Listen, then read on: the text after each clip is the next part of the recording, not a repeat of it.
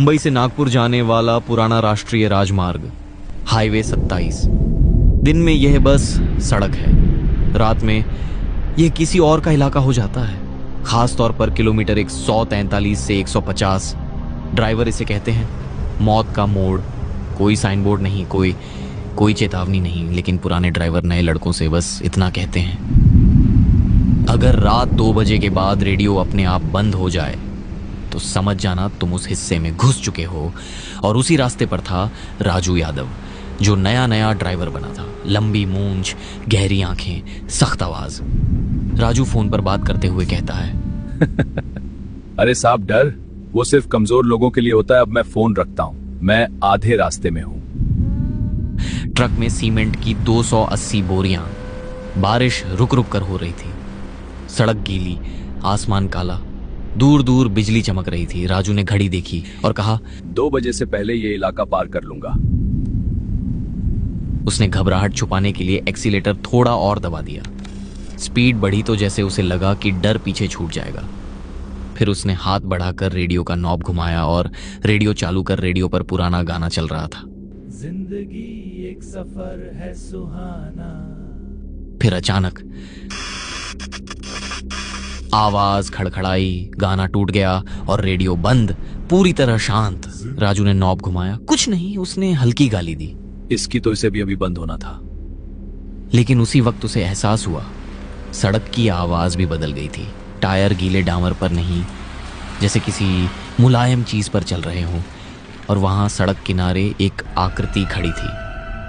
Headlights ने सामने फैले अंधेरे को चाकू की धार की तरह चीर दिया और उसी रोशनी की सफेद पट्टी में सड़क किनारे एक आकृति खड़ी दिखाई दी। लाल साड़ी, बाल चेहरे पर, हाथ उठाया हुआ जैसे लिफ्ट मांग रही हो। राजू ने भौहें सिकोड़ ली।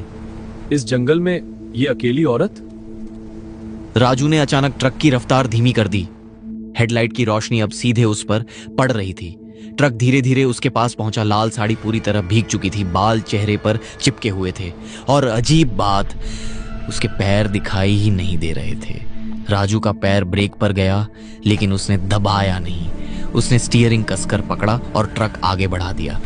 लेकिन जैसे ही ट्रक उसके पास से गुजरा, राजू ने रियर व्यू मिरर में देखा। आईने में उस औरत का चेहरा दिखा। चेहरा पूरा नहीं था, जैसे आधा हिस्सा कुचल गया हो। उसने आगे देखा और खुद को समझाया, कोई चोर लुटेरे होंगे, शायद रात में ड्राइवर को रोकने का नया तरीका।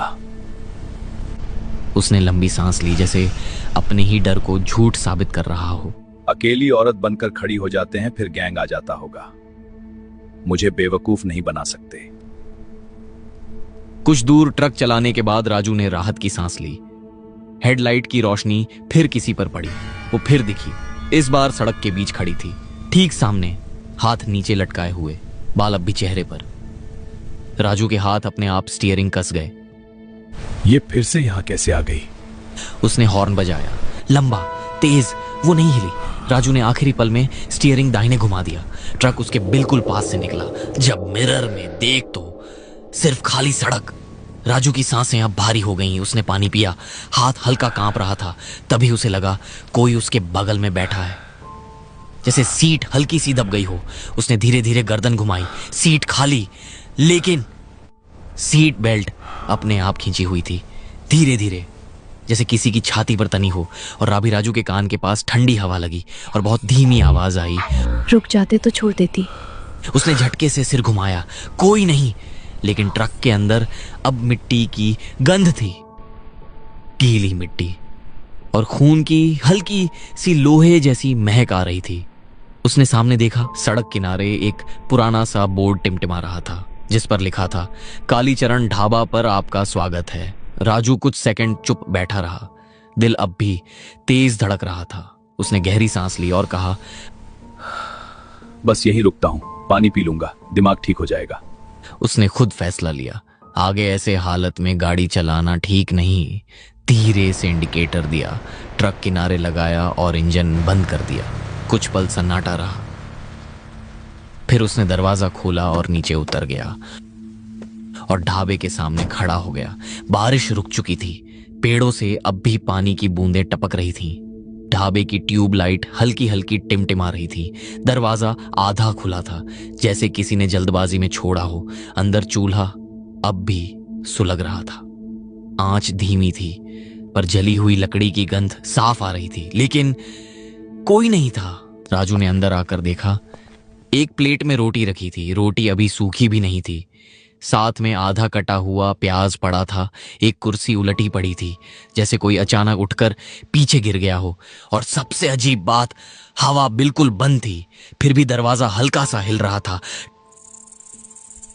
धीरे धीरे, जैसे सब लोग अचानक उठकर भाग गए हों।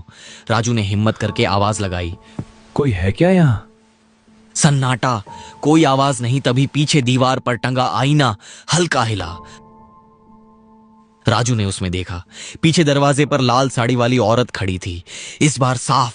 उसका चेहरा पूरा कुचला हुआ, उसकी आंखें इंसानी नहीं थी, जबड़ा अजीब टेढ़ा। वो मुस्कुरा रही थी। धीरे धीरे आईने में वो पास आती गई। राजू ने झटके से पीछे मुड़कर देखा, पीछे कोई नहीं। राजू का गला सूख गया। वो कुछ सेकंड हिल ही नहीं पाया। उसने फिर आईने में देखा, अब वो बिल्कुल उसके पीछे खड़ी थी, इतनी पास कि उसकी ठंडी सांस उसके कान पर महसूस हुई। और उसने फुसफुसाया, मैं जिंदा थी। राजू की रूह कांप उठी। वो जोर से चिल्लाया। आईना टूट गया, कांच के टुकड़े चारों तरफ बिखर गए और ढाबे की सारी लाइटें एक साथ बंद हो गईं। पूरा अंधेरा। राजू जान बचाकर भागा, सीधे ट्रक में कूदा, दरवाजा बंद किया, चाबी घुमाई, लेकिन ट्रक चालू नहीं हो रहा था। चाबी फिर घुमाई, ट्रक का इंजन उसका साथ नहीं दे रहा था। तभी उसे एहसास हुआ, इस बार बगल वाली सीट सच में भरी हुई थी। धीरे धीरे उसने देखा, लाल साड़ी, भीगी हुई, गर्दन उल्टी दिशा में मुड़ी हुई, आंखें सीधे उसकी आंखों में। और वो बोली, अब भागोगे कहाँ राजू? राजू का दिल धड़कना भूल गया। उसने दरवाजा खोला, ट्रक छोड़कर सीधे जंगल की तरफ भागा। पीछे से ट्रक का हॉर्न अपने आप बजने लगा, लंबा, अटूट, जैसे कोई अंदर बैठकर दबा रहा हो। राजू भाग रहा था। पीछे हाईवे पर उसका ट्रक खड़ा था। हेडलाइट्स अब भी जल रही थी। हॉर्न लगातार बज रहा था, जैसे किसी ने अंदर से दबा रखा हो। राजू अंधाधुंध भाग रहा था। अजीब से चीखने की आवाजें आने लगी। आवाजें बदल गईं। हवा नहीं चल रही थी, फिर भी पेड़ों की टहनियां हिल रही थीं, हर कदम भारी। पीछे से वही आवाज। वो मुड़कर देखने की हिम्मत नहीं कर पाया। रास्ता जो सीधा नहीं था, उसे लगा वो सीधा भाग रहा है, लेकिन कुछ मिनट बाद वो उसी जगह खड़ा था। सामने उसका ट्रक दूर से दिखाई दे रहा था।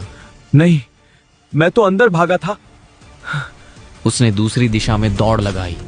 इस बार झाड़ियां और घनी थीं, कांटे हाथों में चुभ रहे थे। अचानक उसके पैर किसी चीज से टकराए। वो गिर पड़ा। नीचे देखा, पुरानी टूटी चूड़ियां हुआ, लाल, कीचड़ में आधी दबी हुई।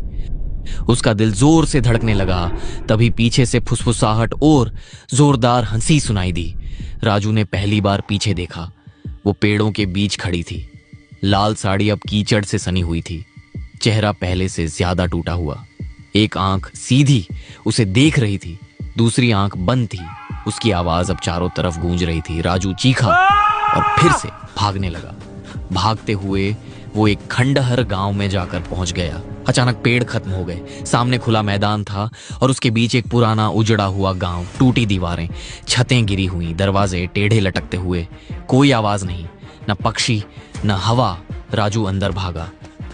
बचाओ, कोई है, बचाओ मुझे। लेकिन पूरा गांव खाली था। हर घर में धूल जमी हुई। एक घर के अंदर दीवार पर काला निशान था, जैसे आग लगी हो कभी। उसे अचानक महसूस हुआ, ये गांव बहुत पुराना नहीं था, जैसे लोग अचानक इसे छोड़ कर गए हों। राजू एक टूटे हुए घर के अंदर गया। उसे दीवार पर अखबार का फटा टुकड़ा चिपका मिला। उस पर साफ लिखा था, हाईवे 27 पर ट्रक हादसा, ड्राइवर फरार, स्थानीय लड़की की मौत। नीचे धुंधली तस्वीर, लाल साड़ी। राजू के हाथ कांपने लगे। मैंने नहीं, मैं तो पहली बार। तभी पीछे घर का दरवाजा अपने आप बंद हो गया। सिर्फ टूटी छत से चांद की हल्की रोशनी थी, और उस रोशनी में वो उसके सामने खड़ी थी, अब पहले से अलग। उसने कहा, कुछ याद आया? राजू, राजू पीछे हटने लगा, दीवार से टकराया। भागने का रास्ता नहीं। मैंने कुछ नहीं किया, मुझे छोड़ दो। उसकी आवाज टूट रही थी। वो उसके बिल्कुल पास आ गई, इतनी पास कि दोनों एक दूसरे के आमने सामने थे। उसकी सड़ी हुई सांस उसके चेहरे पर लगी। मैंने भी कुछ नहीं किया था।